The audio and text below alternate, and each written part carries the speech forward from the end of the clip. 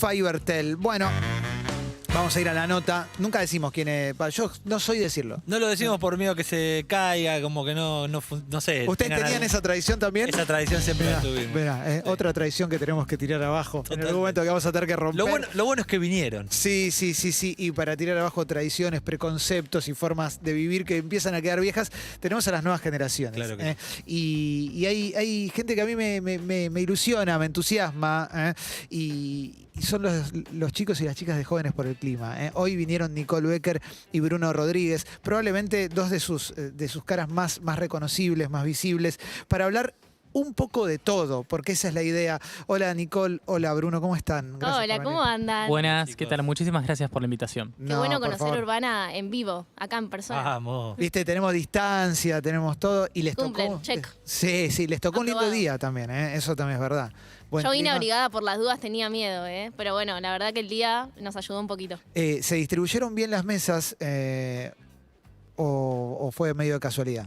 ¿En qué sentido? Fue medio Porque a Bru- arbitrario. Claro, porque a Salió- Bruno le tocó el solcito. Bruno Salió ganando Bruno. Sí, Bruno salió ganando, es Igual, verdad. ¿sabes qué no? ¿Sabes que Bruno, o sea, salió ganando, pero a Bruno le gusta la lluvia? ¿Viste? Cuando decís qué día horrible, Y Bruno te detesto el dice- sol.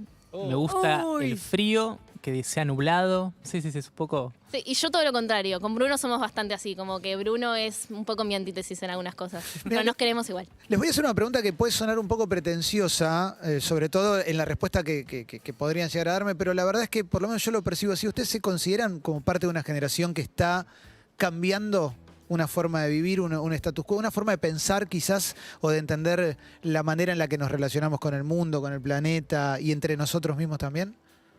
Yo creo que definitivamente formamos parte de una juventud que está incorporando nuevas demandas vinculadas a la necesidad de cambiar estructuralmente a la sociedad.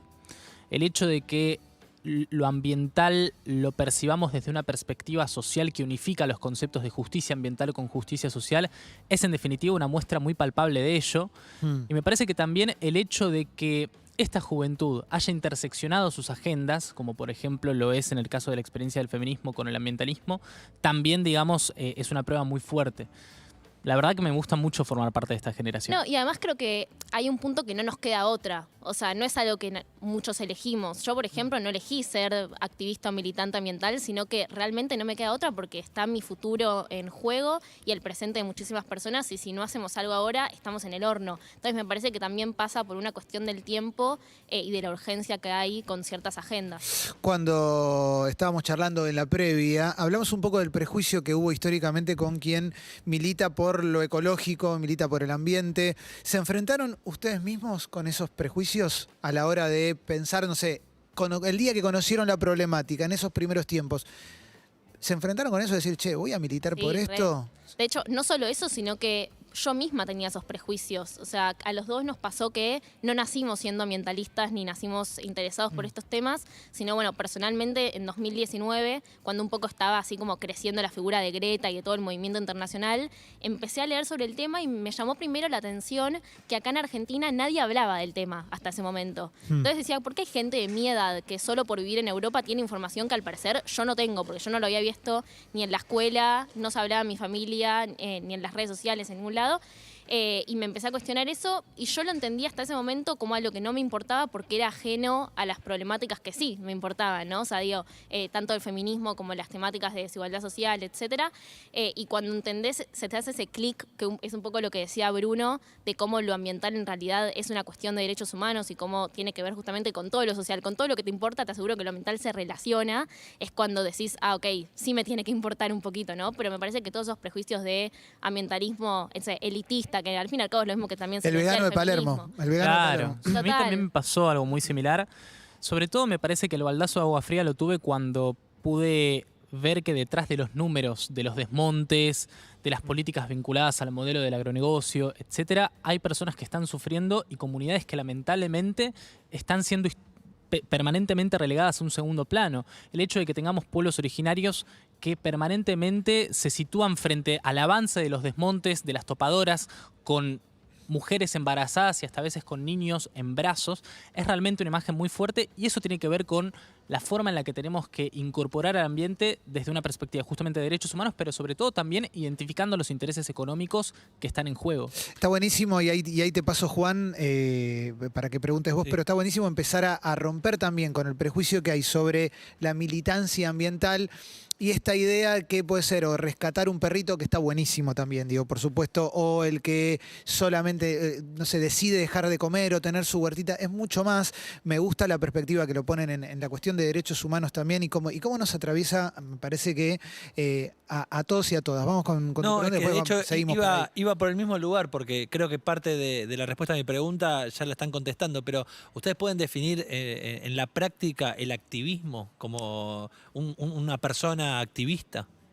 Uy, qué pregunta. O sea, yo creo que activista es cualquier persona que hace algo por exigir por sus derechos, ¿no? Que se mueve de alguna forma. Las formas son miles. Creo que es importante este punto de que también parte por lo de que el ambientalismo quedó mucho tiempo relegado en un segundo plano, tenía que ver con que esto se lo asociaba con solamente, no sé, no usar una bolsa de plástico o con cambiar tu dieta alimentaria, que es parte, pero que realmente es mucho más profundo. O sea, estamos tardísimo para que con eso Claro. solucionemos el problema. Ojalá sería un poco más fácil, pero la realidad es que la salida a la crisis climática y a las situaciones ambientales tiene que ser, por un lado, colectiva y por otro lado, estructural, ¿no? Con un movimiento que realmente presione para que esos cambios se den.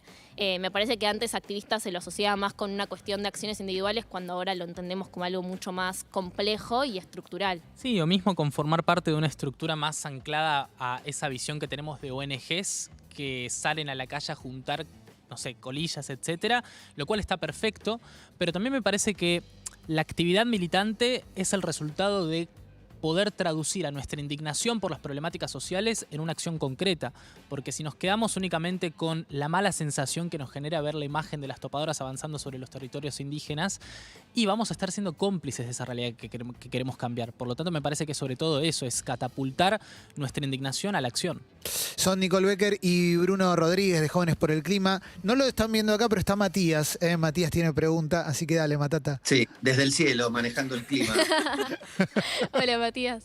Quiero saludar, es muy bueno ver que se presentan hablando del sol, de la lluvia, de cómo el clima domina sus vidas, ¿no? Permanentemente. Está todo calculado. Claro, total. Lo que quiero que me cuenten y le cuenten a la gente es en qué nos afecta en nuestra vida de todos los días, porque pareciera ser algo, no sé si tiene que ver con lo que va a pasar en 30 años, pero entiendo que es algo que está pasando hoy, y en qué cuestiones vinculadas a nuestro día a día se ve el efecto de lo que está ocurriendo con el descuido que tenemos con todo. Bueno, empezamos con lo más obvio, la pandemia. Estamos encerrados Una en nuestras boludez, una pavada. casas. Claro, tranqui, algo que nos está afectando un poquito más, un poquito menos desde hace ya casi un año y medio. Los científicos más reconocidos del mundo hablan de que tiene que ver con la destrucción de ecosistemas, que tiene que ver con nuestra forma de relacionarnos con los desmontes que decía Bruno, por ejemplo, con nuestra relación con los animales. Hay toda una cuestión que es un poco lo que decía Clemente, la forma en realidad de ver al mundo, con la forma de relacionarnos, que es hasta mucho más hasta filosófico, más amplio. Y que bueno, la pandemia que estamos viviendo es en base a eso, y algo interesante con eso es que no nos afecta a todos por igual. Así como la crisis climática no nos afecta a todos por igual, sino que afecta más a los sectores históricamente más vulnerables, la pandemia es lo mismo. Bueno, es un poco ese paralelismo que se puede hacer y yo creo que es la consecuencia más concreta que todos podemos entender ahora, ¿no? Sí, totalmente. También me parece importante tener en cuenta que la relación que entablamos con el ambiente obviamente tiene dos aristas que nunca vamos a poder, digamos, desplazar del análisis, que son la arista económica y la arista política social. En la arista económica, yo creo que tenemos que hablar claramente de que estamos sumergidos en un modelo basado en la cultura del descarte. El hecho de que Totalmente. Y el hecho de que vivamos a partir de el hiperconsumo, sobre todo en las clases medias ubicadas en los centros urbanos, y no nos cuestionemos la forma en la que justamente terminamos descartando todo aquello que consumimos en primera instancia, es sumamente problemático para la salud planetaria y por lo tanto también es sumamente problemático para el modelo civilizatorio que queremos construir. Eso por un lado. Y por otro lado, la cuestión social también me parece que es importante porque mismo cuando a veces hablamos, esto que decía Nicole, sobre la diferencia que existe entre los impactos que se distribuyen a partir del cambio climático en distintos sectores sociales, también las responsabilidades en ese sentido son muy distintas. Las responsabilidades que tienen aquellas personas sumergidas en una situación de acceso de privilegio económico como para, por ejemplo, modificar ciertos hábitos, no sé, modificar desde nuestros hábitos alimenticios hasta la manera en la que decidimos consumir ciertos productos que no sean fácilmente descartables, etcétera. Sí, o hasta los países también, digamos. Argentina no tiene la misma responsabilidad que tiene Estados Unidos, ¿no? O que ahora, por ejemplo, China también como en el lugar que tiene ahora en el mercado mundial. Y algo también de cómo nos afecta en el día a día tiene que ver con los microplásticos. Por ejemplo, hay un estudio que salió hace un año que es de esos datos que yo les voy a decir y ustedes van a decir, no, dale, no me digas esto, pero es duro, Sí. que es que nos comemos el equivalente a una tarjeta de plástico por semana, una tarjeta de crédito por semana, o sea, el equivalente de ese plástico.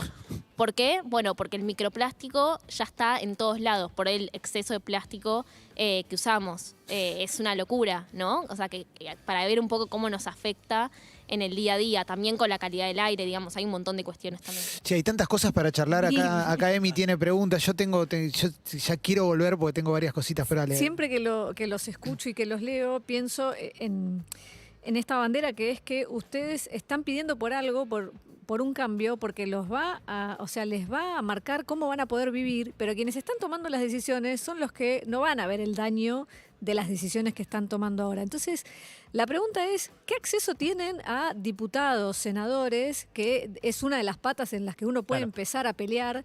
Y también, ¿qué acceso tienen a las empresas? Y cómo si llegan a ellos, si pueden hablar. Porque la gran duda siempre es como que hablamos de cosas enormes, que es cambiar un paradigma, pero nadie quiere arrancar, porque una empresa debería empezar a perder dinero o ganar menos. Sí, me parece que es importante en ese sentido revisar la experiencia de organización política que transitamos durante nuestro primer año de vida, que fue el 2019, un año signado por... Nosotros hablamos como que tenemos 10 años, nacimos en 2019, pero pasaron tantas cosas que es como 2019, aquellos tiempos. Sí, 2019, un año justamente condicionado por el periodo electoral, en el que las dirigencias políticas, nuestros servidores públicos en las instituciones estaban muchísimo más abiertos para incorporar, ya sea de manera lavada, estética, a la agenda ambiental o fielmente, digamos, a sus reivindicaciones. Entonces, a partir de ahí, aprovechamos el momentum que se había generado con las movilizaciones del 15 de marzo, del 24 de mayo, del 27 de septiembre, de distintas instancias de protesta social que realmente fueron muy masivas, para poder trasladar a los reclamos de la movilización social a justamente el interior de las puertas de los despachos de nuestros servidores públicos. Y ahí nos juntamos con diputados, con senadores, que proceso de incidencia política que resultó en conquistas históricas, como por ejemplo la aprobación de la primera ley de presupuestos mínimos para cambio climático, de adaptación y mitigación en 2019, a fines de 2019, y también haber declarado al país, por medio de la aprobación de un proyecto de resolución en la Comisión de Ambiente del Senado, en emergencia climática y ecológica. Así como también mencionamos la aprobación de instrumentos específicos, también me parece importante decir que esto ayudó muchísimo para que en el discurso de la agenda política, en el debate público que tenemos actualmente, también nuestros representantes puedan opinar en distintos, digamos, en distintos espacios ideológicos, pero puedan opinar respecto a la temática, que ya es un avance muy fuerte, dado a que lo ambiental justamente en años anteriores estaba completamente relegado a un segundo plano. Nada más es clave porque no hay tiempo para que gente de nuestra edad esté ocupando esos espacios. O sea, las decisiones se tienen que tomar ahora, y un poco desde Jóvenes por el Clima, y que es algo que llama mucho la atención a nivel internacional, porque no pasa en muchos países que jóvenes de nuestra edad tengan tanta incidencia en el Congreso. Nosotros desde el principio fue una de nuestras mayores herramientas de la incidencia política, ¿no? Como un poco lo que decía Bruno, esto de trasladar el reclamo de la calle, de las movilizaciones, a el Congreso. Y también un poco la declaración de emergencia climática, la ley de cambio climático, que son uno de los ejemplos, nos ayudaron a comprobar que, bueno, manifestarse, activar, funciona, ¿no? Y se puede llevar a algo más específico. ¿Y dónde creen que encuentran mayor resistencia, entonces? Pienso que los medios de comunicación están como abriendo un poco a la agenda también. La dirigencia política, de alguna manera, con esto que mencionaba Bruno, no sé dónde... Me gustaría ampliar esa pregunta y agregar algo más, que Dale. quizás abre también, digo, pensando en que somos un país del tercer mundo y que generalmente, digo, si vos pensás en cambiar una matriz productiva, ¿no? Energética, extractivista, generalmente la excusa es, estamos generando laburo. Y acá lo más urgente es el laburo. Por eso, digo, quizás es una puerta para esto que está preguntando Juan, si ahí también está, si en lo económico está la resistencia. En lo económico, en los actores específicos que inciden en la actividad económica que lleva adelante nuestro país, en los medios de comunicación también igualmente, porque es muy fácil, sobre todo desde los medios más masivos, cubrir la temática desde una perspectiva completamente contraria a la que están haciendo ustedes, que es, bueno, descubrimos la nueva innovación tecnológica que nos puede sacar del colapso ecológico reciclando tal material. Y me parece que justamente la segunda parte de tu pregunta es lo que se tiene que incorporar en el debate nacional. Cómo, por ejemplo, se relaciona el hecho de que nuestro país esté sumergido en un estado de condicionamiento económico a partir de la deuda externa que nos obliga a profundizar aquellas actividades productivas basadas en la depredación ambiental para conseguir divisas. ¿Cómo estamos vendiendo nuestro futuro a partir de recursos que queremos invertir en el presente? En ese sentido, me parece que la cuestión generacional que recién nombraba Nikki es muy importante, porque como dice una compañera nuestra, a partir de estas acciones, a partir de este paradigma que necesitamos cambiar, como dice nuestra compañera Mercedes Pombo, nos están haciendo acreedores de una deuda que nunca nos van a poder pagar a la juventud. No, y porque además hay una cuestión de realmente replantear absolutamente todo. Y también en ese replanteamiento entra bueno, ¿a qué llamamos progreso? ¿A qué llamamos desarrollo? Porque si nosotros vamos a heredar un futuro hecho mierda, yo no sé si es desarrollo. O sea, es un poco empezar a pensar más a largo plazo y replantear también hasta el vocabulario que usamos para hablar de lo económico también. Y cuando ven, por ejemplo, que cada 2 o 3 semanas se le va a dar tanta guita al proyecto Vaca Muerta, ¿qué sienten ustedes? ¿Qué piensan con todo eso? Yo lo que creo es que falta ver a lo ambiental con una política de Estado y no como políticas individuales. Si vos ves en los últimos gobiernos las cosas que se estuvieron haciendo, podés decir esto estuvo bien, pero, o esto estuvo mal también, pero no hay no se incorpora realmente a lo ambiental como algo transversal a lo económico, esto que estábamos hablando, ¿no? Cuando en realidad es lo que debería pasar, porque si solo el Ministerio de Ambiente hace cosas relacionadas con el ambiente, no llegamos ni a la esquina. Sí, también siento que hay una ignorancia muy fuerte en cuanto a la perspectiva real y las conclusiones científicas en torno a las consecuencias que vamos a heredar a partir de la explotación de estos proyectos. Vaca Muerta, por ejemplo. Una vez que se materialicen las consecuencias en materia de contaminación que genera la explotación de estos yacimientos, va a ser inabordable la crisis y va a ser mucho más fuerte el monto que vamos a tener que pagar a partir de esas consecuencias que la ganancia que vamos a obtener a partir de la inversión. Lo que pasa que quienes llevan la ganancia no van a sufrir esa consecuencia, posiblemente ya estén muertos cuando eso pase. Total, sigo viviendo en otro lado sin problemas. Sí, se van a Nueva Zelanda Claro, y no hay ningún tipo de problema. Cuando pienso en la discusión política acá, yo tengo la sensación de que la discusión política se rebajó al nivel de Twitter, ¿no? En general es una frase contra otra frase y para de contar. Muchas veces hay una cuestión de ¿por qué voy a hacer yo esto si en realidad el otro tampoco lo está haciendo? Y me parece que cuando pensamos en cuestiones de ambiente, la solemos pensar de esa manera también. Mucha gente la piensa, "Mira, si yo voy a dejar de comer esto, voy a hacer un sacrificio personal para contribuir con esto, si del otro lado no están haciendo". Uno, ¿se encuentran con ese tipo de discurso y de resistencia? Y después, si bien los cambios tienen que ser estructurales y estaría bueno que los estados acompañen más, ¿por dónde se puede empezar a tener actitudes de conciencia y de cambio real con el ambiente? ¿Dónde creen que puede estar el primer cambio que puede hacer alguien que nos está escuchando y dice, che, me interesa un poco más?